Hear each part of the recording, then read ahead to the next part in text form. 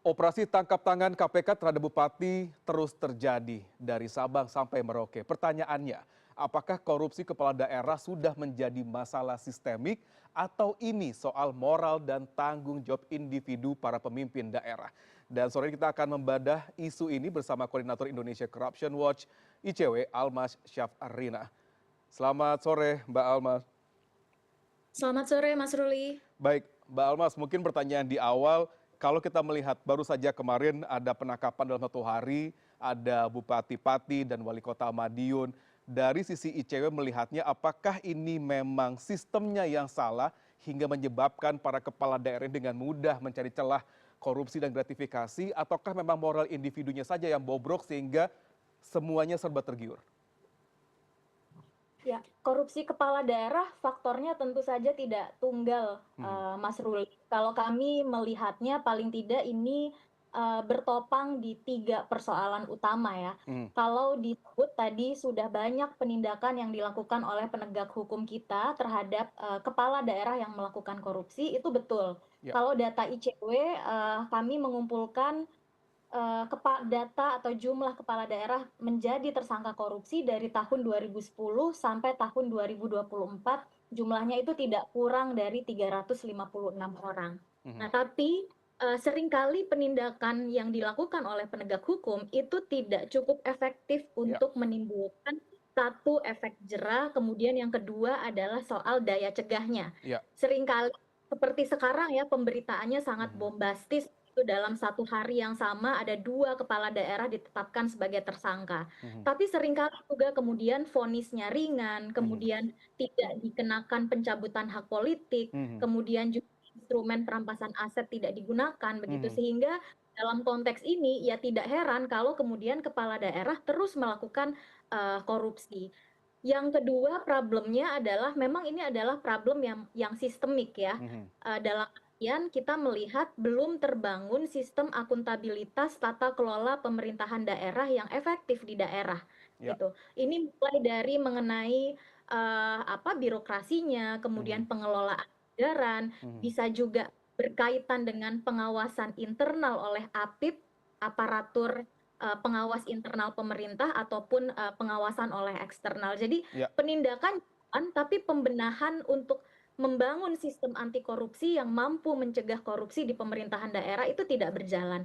Nah, yang ketiga ini baru mhm, bicara soal yang sekarang juga sedang ramai dibicarakan ya. mhm, Ada kos politik yang berbiaya tinggi, ya, tapi jangan lupa politik yang berbiaya tinggi ini juga adalah buah dari pemilu kita yang memang korup begitu ya. Banyak kemudian terjadi politik uang, tidak hanya soal jual beli suara, tapi bagaimana di situ ada mahar politik, kemudian ada suap penyelenggara dan sebagainya. Nah, mhm, ini kemudian yang perlu dibenahi dan tentu saja kita tidak bisa menitik beratkan ya, misalnya tadi pertanyaan, apakah sistemnya yang salah gitu ya? Ini mhm, pertanyaannya harus lebih spesifik ya, sebetulnya. Apakah yang dimaksud adalah sistem pencegahan korupsi di pemerintahan daerah? Kalau itu mhm, iya, tapi mhm, kalau yang dimaksud adalah misalnya terkait dengan pilkada, tentu saja kami melihat ini adalah narasi yang agak keliru gitu ya. baik, Kemudian kalau yang otak-atik adalah sistem pilkadanya.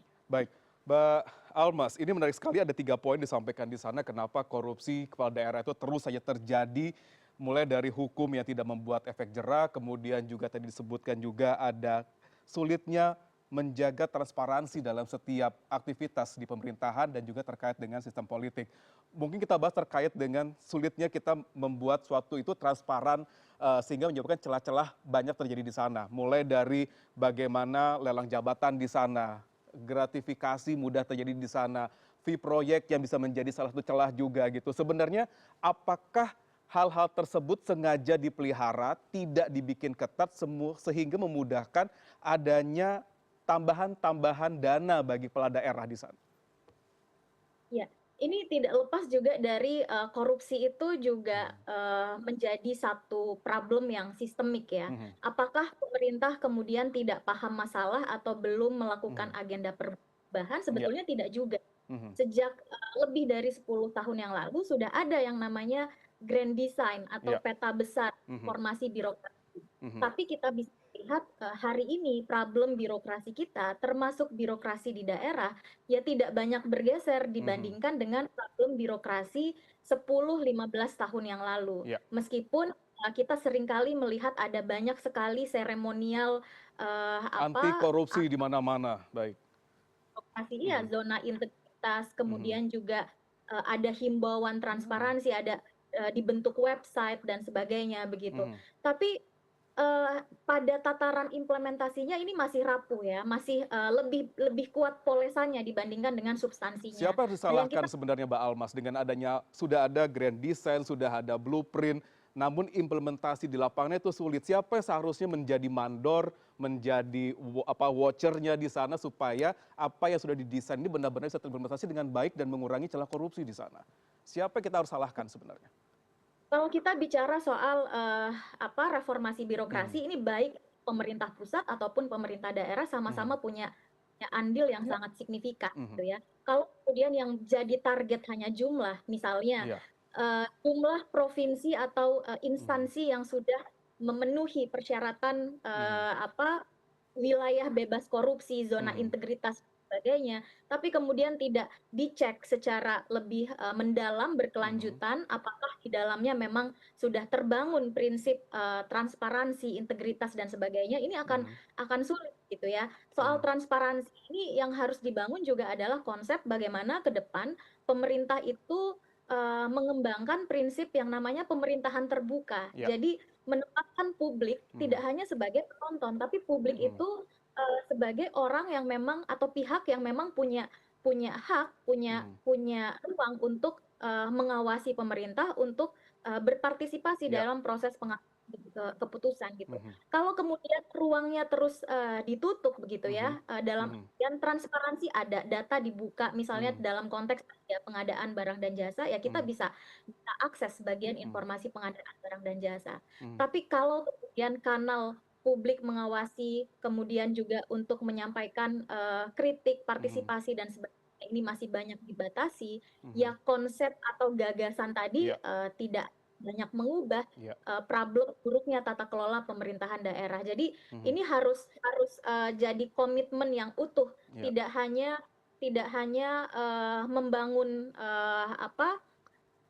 ide-ide perubahan akuntabilitas di pemerintahan daerah, tapi Mhm. juga menguatkan pengawasan publiknya gitu ya. Baik, Nah, menarik. saya rasa sekarang Mhm. banyak melihat Mhm. justru ruang publik untuk mengawasi pemerintah ini semakin tertutup Iya. atau ada ancaman, ada Baik. resiko Mhm. keamanan ketika Iya. publik menyampaikan kritik dan suaranya kepada Mhm. pemerintah. Nah, ini saya rasa bahaya ke depan. Kalau memang kita melihat bahwa ini korupsi semakin menjadi Mhm. satu persoalan polemik, mari kita upayakan problem solving yang serius gitu Iya. ya, yaitu dengan betul-betul membuka atau membangun ruang partisipasi publik dalam sistem akuntabilitas termasuk di pemerintahan daerah. Karena ini sudah Tanpa ada bahaya sekali. kekhawatiran ketika melaporkan ataupun kita mendetek adanya kejanggalan di sana.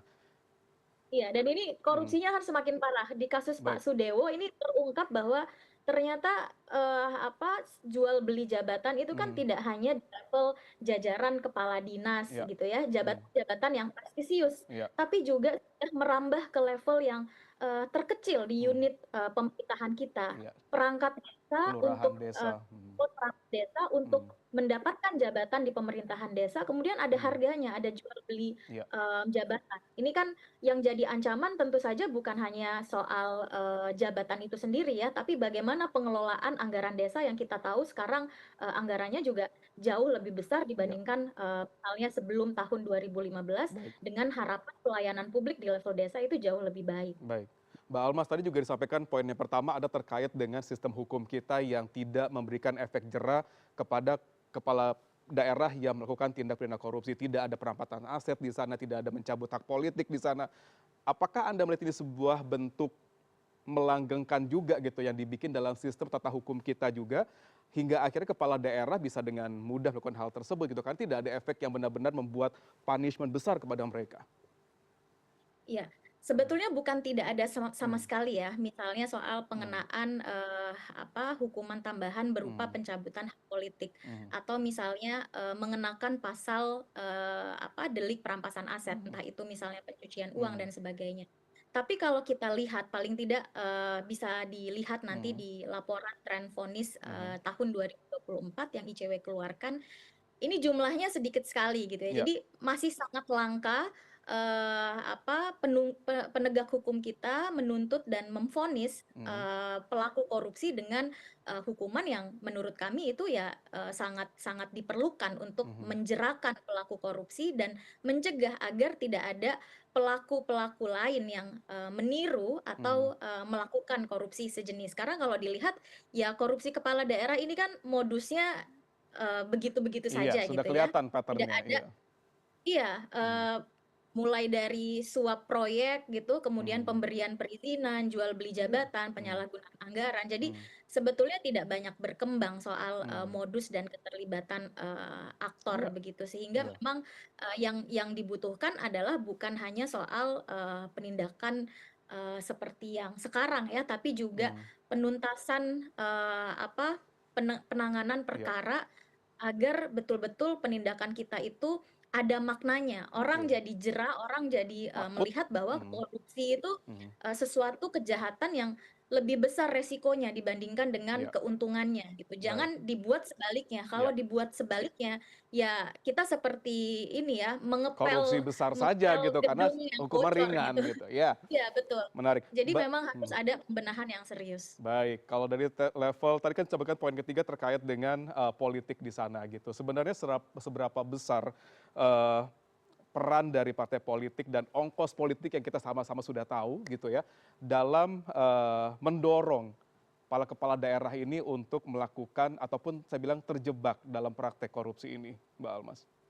Iya, sebetulnya sama seperti, Mhm, pemilihan calon perangkat desa ya, di mhm, situ ada yang namanya penjaringan dan penyaringan. mhm, Nah di, pilkada, partai politik ini punya fungsi atau peran yang sangat sentral, yang sangat signifikan, mereka menjaring dan seharusnya juga menyaring, mhm, calon kepala daerah yang betul-betul punya rekam jejak mumpuni, punya rekam jejak yang bagus, tidak ada cacat integritas iya, misalnya, dan juga punya, visi mhm, atau, kompetensi yang memang dibutuhi, untuk mengisi jabatan jabatan kepala daerah. Jadi, partai politik kalau memainkan perannya dengan sangat baik, saya mhm, rasa setengah persoalan itu sudah selesai gitu oke, ya. Karena calon kepala mhm, daerah tidak hanya jaring, tidak mhm, tapi juga disaring gitu. iya, Karena pemilih kan pada akhirnya punya pilihan yang mhm, sangat terbatas, Mas Ruli. iya, Kami ini memilih calon yang sudah ditentukan oleh partai politik, ya memang ada mhm, calon independen gitu, tapi kan jumlahnya juga tidak signifikan ya sejauh ini. Jadi baik, kami ini memilih, calon yang ada di surat suara. iya. Siapa yang mengantarkan calon itu di surat suara adalah partai politik. Dan Jadi, itu bertanggung jawab perannya sebenarnya. sangat signifikan. Betul, Mmm, tapi ketika partai mhm, politik kemudian, justru mhm, bersikap sebaliknya, misalnya mhm, mengedepankan adanya, mahar politik mhm, atau biasa juga iya, disebut uang perahu dan sebagainya, iya, ya yang terjadi akhirnya kita tidak, mendapatkan pilihan-pilihan terbaik di iya, kontestasi pilkada baik, begitu. Tetapi iya, kita mendapatkan ya orang-orang yang, seringkali bahkan punya rekam jejak yang sudah jelas-jelas bermasalah gitu ya. baik, Bahkan di, iya, pemilu terakhir kita juga melihat bagaimana iya, mantan narapidana kasus korupsi iya, juga masih dicalonkan di baik. pemilu. Mbak Almas, mungkin terakhir saja gitu, apakah kita bisa beranggapan dengan kekhawatiran yang besar bahwa korupsi di level kepala daerah itu seakan-akan dinormalisasikan gitu? Apakah Anda juga Iya. menilai hal tersebut gitu? Iya, dinormalisasi dan Mhm, dilanggengkan gitu mmm, ya. Kalau kita mau memerangi itu, tidak melanggengkan persoalan mhm, itu, ya satu, mari seriusi yang mhm, namanya reformasi birokrasi, mhm, reformasi di sektor politik, pembenahan partai mhm, politik kita, pembenahan integritas pemilu iya, kita. Jangan sampai misalnya mhm, penyelenggara pemilu atau penegak hukum pemilu masuk mhm, angin begitu ya. Juga reformasi juga di, sektor penegakan hukum iya, dengan membuat, penguatan hukum anti korupsi yang lebih baik. baik, Hal yang sudah sering sekali dibincang misalnya iya, terkait dengan RUU perampasan aset iya. begitu. Jangan sampai kekhawatiran kita bahwa kepala daerah itu menormalisasi korupsi di tatanan pemerintah daerah itu hal yang biasa saja dan itu mudah dilakukan. Kita sama-sama Ya, khawatir tidak kalau sudah menakutkan. dan tidak menakutkan. Itu menjadi kekhawatiran kita semua di sini karena lagi ujung-ujungnya adalah rakyat yang jadi korban semuanya. Sekali lagi terima kasih Mbak Almas Syafrina, koordinator dari ICW sudah berbagi dengan CNN Indonesia News Hour pada sore hari ini. Terima kasih banyak, Mbak. Terima kasih Mas Ruli, selamat sore. Selamat sore.